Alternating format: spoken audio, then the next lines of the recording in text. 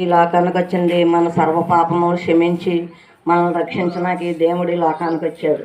సర్వమానవులు దేవుణ్ణి మరి నమ్ముకొని మీరందరూ కూడా ప్రభువా మరి తండ్రి మీరందరూ వాళ్ళందరూ విశ్వాసం నుంచి దేవుడు అందని మీరందరూ రక్షణ పొందాలని మీరందరూ వాక్క్షేమములుగా ఉండాలని ఈ సువార్త మీ ముందుకు వచ్చింది. కాబట్టి ఈ సువార్త ద్వారాగా మీరందరూ కూడా ఒక 10 నిమిషాలు మీ మనసులు మా గమనం మీద పెట్టి దేవుడు మాటలు మీరు ఆలకిస్తారని మీకు చెప్పవస్తున్నాం.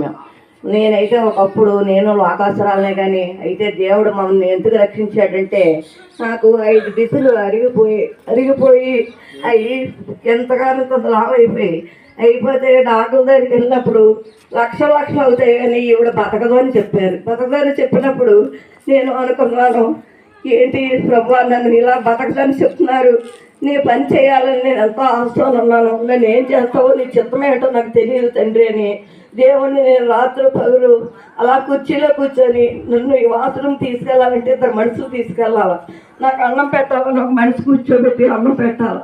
అలాంటి స్థితిలో నేను ఉన్నప్పుడు దేవుడు నన్ను ఎంతగానో రక్షించి మరి నన్ను ఆ డిసిల్ నుంచి ఇడిపించి 2 ఎముకలు ఇరిగిపోయి బెల్ట్ పెట్టుకుంటానుగా నేను అసలు నడవలేను.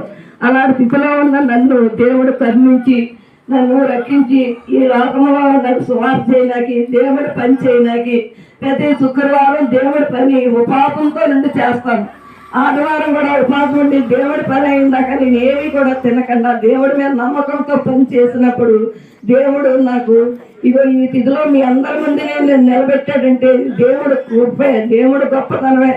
దేవుడు ఎంత మంచివాడంటే ఆ దేవుడి కోసం మనం ప్రాణము అర్పించుకొని ఆ దేవుడు మన కోసం ప్రాణం అర్పించి ఆ శిలువలో ఏకమయ్యి తండ్రి ఆ తండ్రి చేసిన త్యాగాన్ని మనం ఎవరం కూడా మరవలేము. మనం ఆ తండ్రి చేసిన యాగాన్ని చూస్తేనే మన మనసు నెమ్మది ఉండదు. మనకి మన జీవితంలో తండ్రి ఎందుకు ఇలాగ మన కోసం పాపములన్నీ క్షమించి ఆ కలవశిలో ఏకమయ్యారని మనం ఎంతో తండ్రి నాయన ఓర్పుతో మనం కోరుకున్నాం.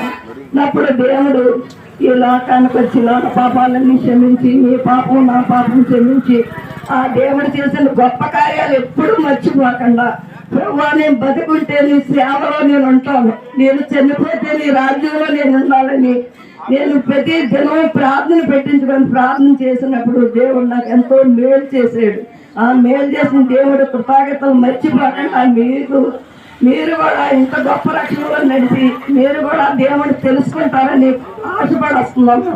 మా ఆటలు మీరు ఫలించాలంటే దేవుడు అందరూ విశ్వాసం ఉంచండి, మీరు గొప్ప రక్షణ పొందమని యేసుగీతు నామములో ప్రార్థిస్తున్నాం.